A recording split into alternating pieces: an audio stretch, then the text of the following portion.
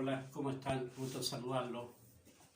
Espero de que estén bien. Naturalmente no podemos estar ajenos y la incertidumbre tiene que estar frente a la situación que estamos viviendo, tanto a nivel de país como a nivel internacional.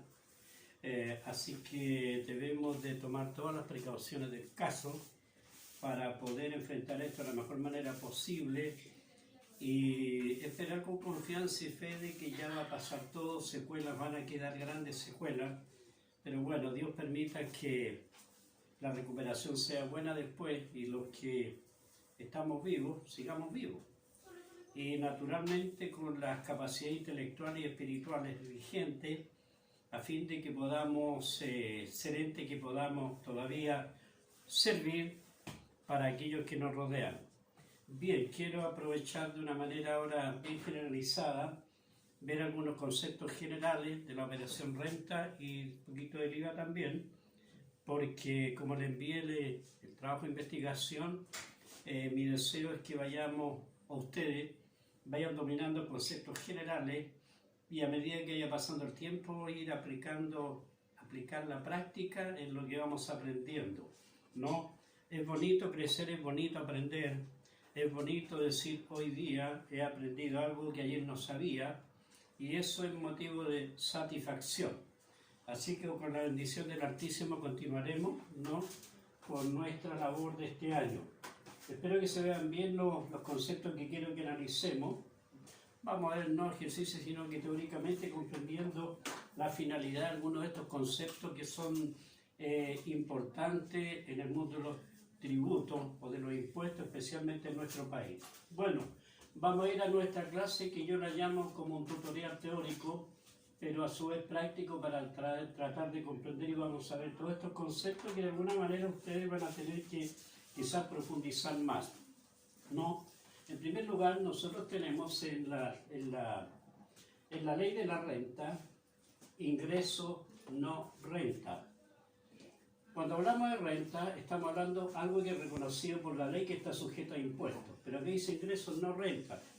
Son todos aquellos ingresos que no son tributables ni están grabados por alguna ley para dar cuenta de ellos. Y en los ingresos no renta son todos aquellos ingresos que no están afectos a impuestos, ningún tipo de impuesto.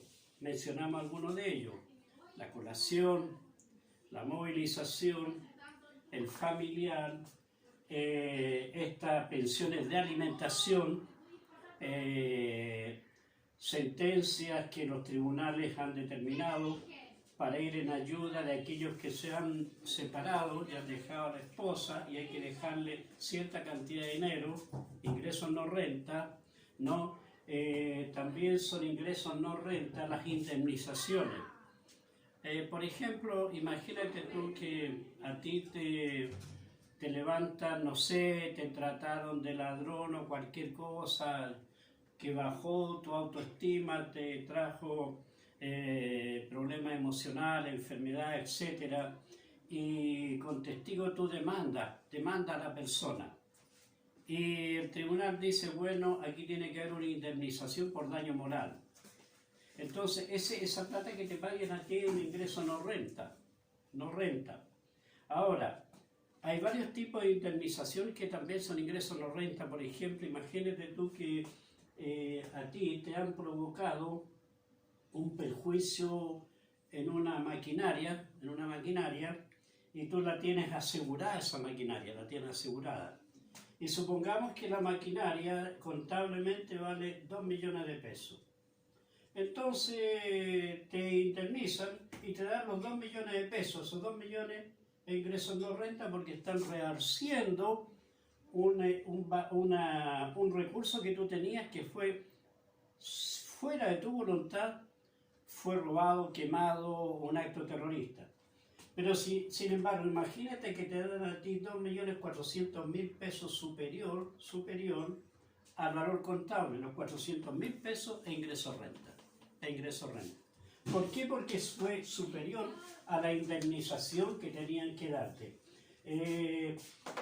Visite mucho el Google pidiendo antecedentes de esto, ¿no? Tenemos también inicio de actividades sociedades comerciales. vamos a hablar de tres tipos de sociedades. Una sociedad colectiva, la otra sociedad de responsabilidad limitada y la tercera sociedad anónima. Las sociedades colectivas son aquellas sociedades donde se juntan un grupo de personas y a través de recursos que cada uno expone cada uno de ellos, forman un capital, piden la solicitud. Primero se hace la escritura pública. La escritura pública es un documento donde se anotan todos los datos de todos los socios, los que van a aportar el capital, y uno pone en efectivo, otro pone maquinaria, otro pone bien raíz, vehículo, etcétera, etcétera, etcétera, y eso forman el capital, ¿no? Naturalmente que cuando los ingresan a la empresa por medio de una escritura pública que ha especificado allí el nombre de la sociedad, el nombre de fantasía, los nombres de los socios, dónde viven, qué aporte va a hacer cada uno de ellos, cómo lo va a hacer los aportes, cómo van a redistribuir las utilidades, en caso de que haya pérdida, cómo la van a enfrentarla, quién va a ser el árbitro que va, cuando ellos no tengan problemas, cuál va a ser el árbitro que va a decidir qué decisión tomar, ¿no? Y en la sociedad colectiva está la particularidad que si esta sociedad tiene problemas de carácter financiero y viene una quiebra, por ejemplo, y vienen los acreedores y los proveedores a reclamar lo que la sociedad les debe, esta sociedad, por no ser de responsabilidad limitada, la responsabilidad de ellos va más allá de lo que aportaron en el negocio. Incluye sus bienes particulares, el auto, la casa en la playa. Esas son las sociedades colectivas. La sociedad de responsabilidad limitada es igual que una sociedad colectiva, pero con la diferencia, dice responsabilidad limitada. ¿Qué significa? Con la diferencia que si hay un problema económico donde quiebra la empresa, solamente la responsabilidad abarca hasta los aportes hechos en la empresa dentro del capital. No le agarra los bienes particulares y privados, ¿no? Y naturalmente tiene que estar la escritura pública donde queda estipulado todo eso. La sociedad anónima, sabemos que la sociedad anónima la autoriza el gobierno para que exista una sociedad anónima, ¿no? La Superintendencia de Valores y Seguros toma carta en el asunto, ¿no? Y allí los socios se reúnen, el capital está distribuido en acción, un documento que se llama acción, y cada que compra acciones en una sociedad anónima pasa a ser un accionista. Y para el inicio de actividades, naturalmente, que acá viene la escritura pública, no el inicio de la solicitud de RUT, rol único, la personalidad jurídica, sociedad RUT, timbraje de documento, no timbraje de registros contables, no permisos municipales donde se van a instalar como empresa, si la municipalidad le autoriza para ponerse en el lugar que puede ser residencial o no residencial, ¿no? La inscripción en los bienes raíces. O sea, ahí viene lo que se llama los tipos de sociedades y el inicio de actividades de sociedades comerciales, el inicio. Ahí ya una vez que ellos inician, recorren todos los permisos municipales, ya sea de protección, de salud, de todo aquello que la municipalidad les pide para que puedan accionar como empresa. Una vez que pasan por todos los procedimientos, allí, en base a la escritura pública, tienen el primer asiento de apertura y comenzó a funcionar la sociedad, ya sea comercial colectiva o sociedad anónima, ¿no? ¿Qué es lo que pasa cuando una sociedad le vamos a declarar un término de giro? Término de giro, se acabó. Los socios se pusieron de acuerdo, hasta aquí nomás llegamos. Bueno, en primer lugar, tienen que emitir un documento y una solicitud de permiso al Servicio de Impuestos Internos. Segundo, el Servicio de Impuestos Internos les va a pedir todos los pagos de los IVA que estén al día. Les va a pedir los 3 o 4, 5, 6 o últimas 3 declaraciones de renta para que vea que todos los impuestos están al día para poder autorizar el término del giro del negocio. Van a tener que hacer un inventario final de todo lo que hay. a fin de ir liquidando los diferentes tipos de recursos y obligaciones. Y lo que queda, repartirse entre los socios, y de acuerdo a lo que se repartan, también es un hecho que van a tener que, de acuerdo a lo que reciban, van a tener que declarar algún tipo de impuesto en el global complementario, ¿no? Procedimiento, término de giro. Estoy hablando de una manera muy resumida, porque el resto, ahora Ernesto, ustedes tienen que investigarlo. ¿Qué es lo que son los PPM? Pago provisional mensual. Los PPM, hay PPM obligatorio y PPM voluntario, ¿no? En los boletos de honorario, cuando nosotros no le retenemos el 10% a la persona que le estamos pagando, yo que recibí el dinero, yo mismo envío como PPM el 10% de lo que me pagaron como boleta de honorario, ¿no? Ahí hay un PPM. Y los PPM están en todos los negocios, habiendo venta, aunque sea la venta muy pequeña, es obligación enviar el pago provisional mensual al Servicio de Impuestos Internos los 10 días del mes que viene a través del formulario 29, que es un porcentaje de las ventas netas. Para los negocios más pequeños de poco ingreso, se les pide un 0,75% de las ventas netas. Y de cierta cantidad de ingresos hacia arriba ya aumenta. Ahora, esto es obligatorio, pero si tú quieres dar más PPM, es cosa tuya, es cosa del negocio, dar más PPM, que es un porcentaje, pagos provisionales mensuales, es cierta cantidad de dinero que tú envías a la Contraloría a cuenta del impuesto que tienes que pagar el otro año, ¿no? Y los PPM son cuentas de activos, y cuando finalizamos el final de año, si los vamos a volver a ver, vamos a tener que actualizar los PPM. De enero a diciembre hay unos factores de actualización, y ahí voy multiplicando el PPM de cada mes, último lo sumo, y hubo un aumento en los PPM, ¿no? Es una cuenta de activos, ¿no? Porque todos los pagos que yo hago en forma anticipada son activos porque está la gran opción de recuperarlo. Y todo lo que yo pueda recuperar es activo, ¿no? Tenemos también los remanentes del IVA. ¿Cuándo existe remanente del IVA? Porque esto es un poquito de todo. Sabemos nosotros que tenemos compra y venta durante el mes, y cuando vendemos, recibimos de parte de aquellos que les vendemos el IVA débito fiscal, que no es mío, es un pasivo. Y cuando yo compro, yo pago el IVA, como yo lo estoy pagando, en mi contabilidad es un IVA crédito. Inteligentemente llamamos nosotros que el IVA crédito me ayuda a pagar el IVA débito. Por lo tanto, todos los IVA créditos que yo tenga, debo de aprovecharlos para el otro mes rebajarlo el IVA débito que tengo que pagar. ¿Cuándo existe remanente del IVA? IVA crédito fiscal. Cuando lo que yo pago es superior a lo que yo recibo en IVA. Esa diferencia, que el IVA crédito es superior al IVA débito, se llama remanente de IVA crédito. Tengo un IVA crédito a favor mío para el otro mes. Ahora, el IVA crédito es una cuenta de activo porque es un recurso que yo tengo para pagar el IVA débito. Y cuando el otro mes la voy a pagar, no tengo que aplicarle la corrección monetaria. Supóngase usted que la corrección monetaria en un mes, para el otro mes fue un 2%. Por lo tanto, yo tengo que, como tengo un recurso, tengo que aplicarle la corrección monetaria y sería IVA crédito a reajuste de IVA crédito. Me aumenta el IVA crédito con la variación del IPC, ¿no? Pero eso lo vamos a ver en contabilidad un poquito más adelante. Tenemos también el impuesto primera, segunda categoría y global complementario. Sabemos, el impuesto primera categoría tiene su origen en el capital, lo pagan todas las empresas con contabilidad completa y balance general, ¿no? Por lo tanto, afecta a todas las empresas cuyo origen es el capital, allí pagan el impuesto primera categoría.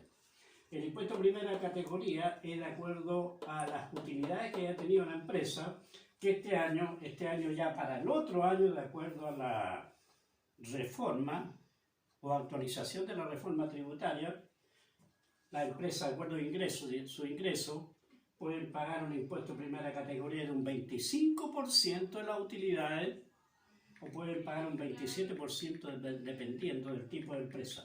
Quieren pagar un 27% los que tienen ingresos arriba superior a 75.000 UF.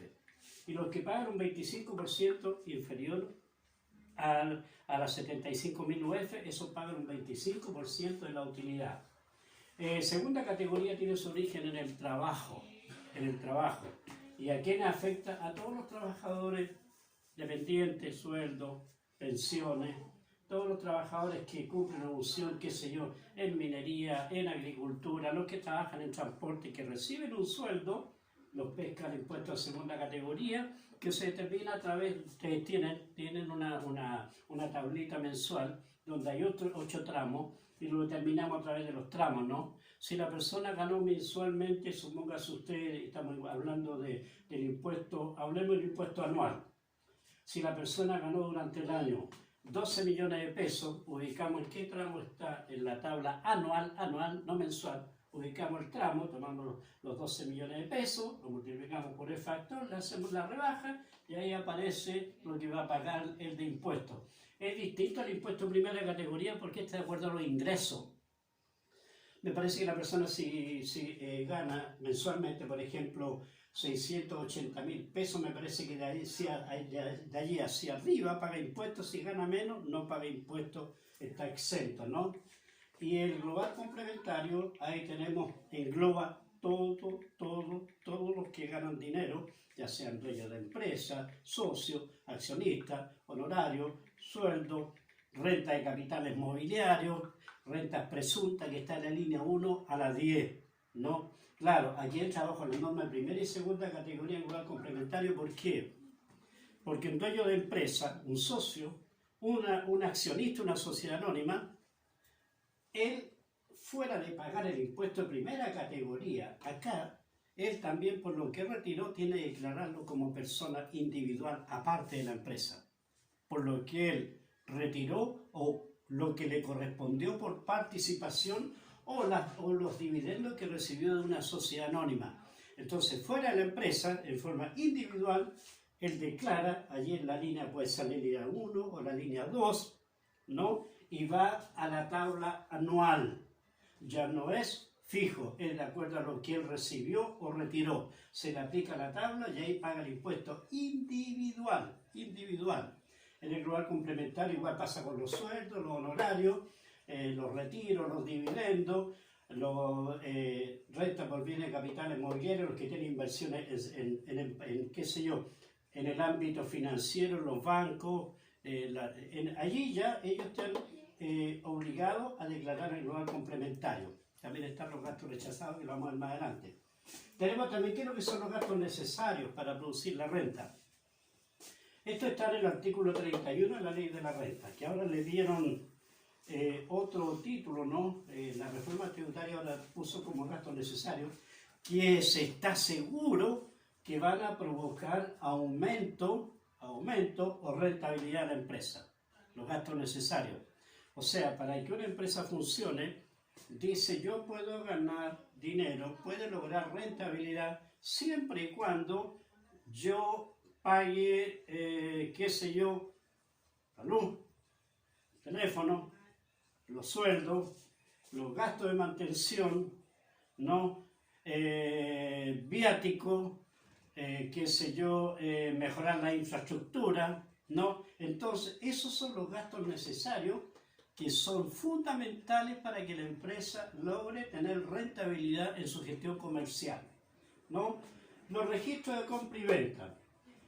Recuerden ustedes que antecedente tiene un libro de compra, antecedente, bueno, compra, vemos por un lado la fecha, el número de factura, el nombre del proveedor, el neto, el IVA y el total.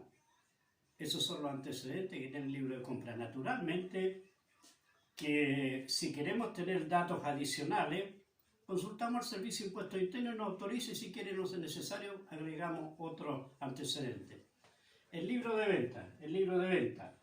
¿Qué antecedentes tiene? Bueno, en primer lugar la fecha, tenemos también los clientes, pues si queremos le agregamos los nombres de los clientes, muchos lo agregan, otros no. Tenemos la factura, el número de factura, del AR, si son muchas facturas diarias, o ponemos de una por una, usted lo adapta, el Servicio de Impuestos Internos lo autoriza. Tenemos también las ventas con boletas del ALA y ponemos todas las boletas que vendemos. Al ladito todo eso está con IVA incluido. Sumamos abajo y me da el neto total. Y el neto le agregamos el IVA y daría la venta total, ¿no? Esos serían los antecedentes generales del libro de ventas. ¿Cómo determinamos nosotros el impuesto a los retiros de los socios? Bien, en primer lugar, tenemos que tener el control de todos los retiros que hicieron los socios o se le distribuyó plata por su participación en la empresa al final del año. Sumamos todo y terminamos el retiro, fueron 65 millones de pesos a un socio, alta plata. 65 millones de pesos. ¿Cómo determinamos el impuesto? Le aplicamos la tabla anual en los 8 tramos. Vemos en qué tramo están los 65 millones de pesos. Tomamos los 65 millones de pesos, puede estar en un tramo entre, vamos a poner un caso, entre 55 millones a 68 millones. Ya, los 65 millones ahí están en ese tramo. Lo multiplicamos por el factor, le hacemos la rebaja y determinamos el impuesto por los retiros. Lo mismo ocurre con los dividendos. ¿Qué es lo que son los gastos rechazados? Los gastos rechazados son todos aquellos gastos que la ley tributaria, la ley de la renta, la rechaza como tal. Tenemos los gastos necesarios, ¿no es cierto? Por aquí teníamos los gastos necesarios, pero dentro de esos gastos necesarios puede que hábilmente vengan camuflados algunos gastos que la ley los rechaza como tales. Los rechaza como tales. Puede que tengamos algún sueldo de algún familiar, puede que tengamos algún sueldo de la cónyuge, de un hijo, puede que tengamos un exceso de gasto de viaje de negocio, que es demasiado, puede que tengamos gastos realmente que utilizamos para el automóvil privado y pegamos la facturita y la tiramos como gasto de la empresa, gasto rechazado.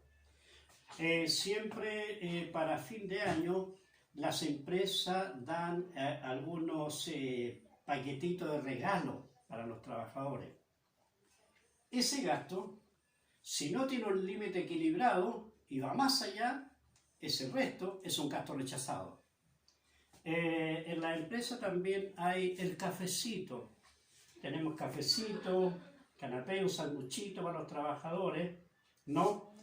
Y esos son los gastos que hacemos en el supermercado, en el Lidl, qué sé yo, en el Jumbo, y que eso es para darle cierto bienestar a los trabajadores, un cafecito, etc. La ley pone tope. Si supera ese tope, es un gasto rechazado. O sea, hay innumerables gastos rechazados que pueden haber. Muchos son rechazados. Y ahora, un gasto rechazado tiene su consecuencia, ¿no? Porque si el gasto rechazado es de la empresa en sí, se le aplica el año pasado un 35%, o creo que ahora es un 40% de multa por gasto rechazado.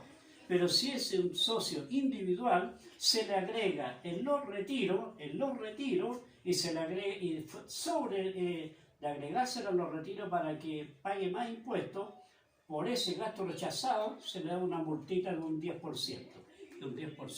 ¿Ah? Estamos viendo así generalizado.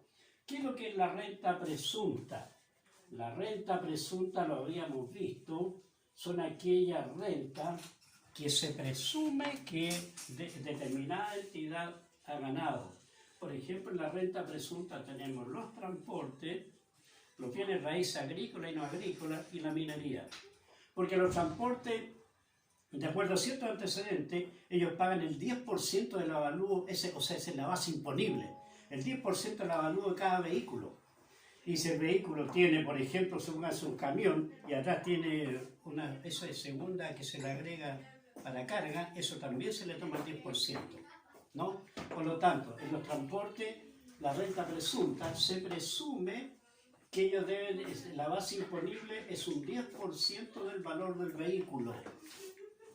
Lo mismo ocurre con los bienes raíces, y lo mismo ocurre con los bienes raíces, agrícolas y no agrícolas. Es un porcentaje del avalúo fiscal y en base a ese avalúo fiscal se le aplica el impuesto. Bienes raíces agrícolas y no agrícolas y minería. Ahí estaría la renta presunta. Estos declaran por la base, el avalúo fiscal de los bienes. Tengamos cuidado porque más adelante lo vamos a ver, de que también, de acuerdo a su ingreso efectivo, aquí llamo ingreso efectivo, lo que le ingresó de dinero o recursos, contabilizado a través de una contabilidad completa. Entonces vemos que mucho de esto, cuando los ingresos son demasiados, no pagan renta presunta, sino que tienen que declarar como igual como si fuera renta impuesto primera categoría con la renta efectiva. Así que no todo es renta presunta.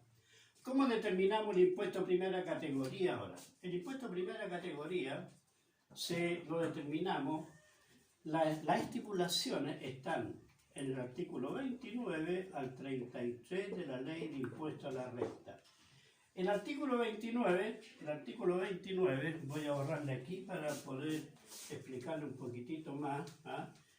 Esto ya lo hemos visto en otras oportunidades porque esto se da en el estado de rendimiento, ¿no? El estado de rendimiento. Ustedes saben que el artículo 29 habla del ingreso bruto, que son las ventas.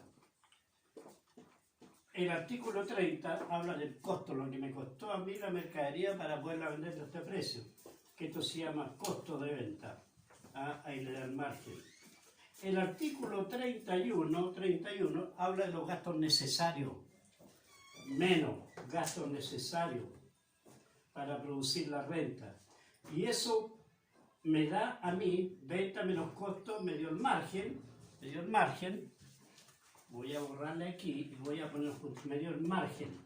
Y al margen, el artículo 31 menos los gastos necesarios. Y me da el resultado operacional, ¿no? El artículo 32 hay más menos. Pueden haber cantidades que se agregan como se disminuyen, como es la corrección monetaria u otro ingreso. Y eso me daría el resultado, vamos a resumirlo un poquito, antes de impuestos, ¿no?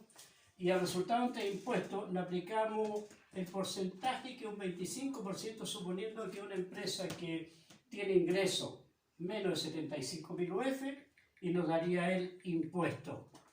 Y al impuesto le rebajamos el ppm y nos daría el impuesto a pagar. ¿No?